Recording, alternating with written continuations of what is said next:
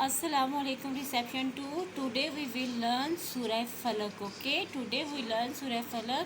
Now listen this surah and also try to learn this. Okay. بسم الله الرحمن الرحيم قل أعوذ برب الفلق من شر ما خلق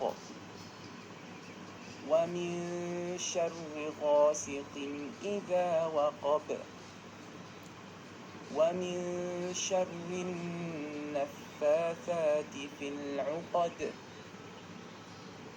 ومن شر حاسد إذا حسد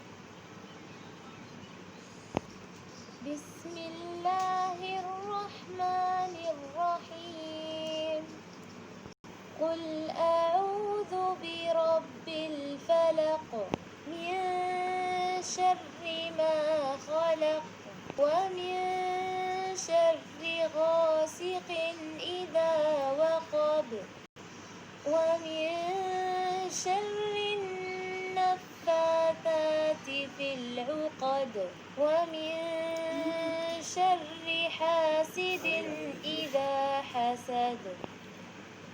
I hope. Okay, reception 2. Listen Surah Falak.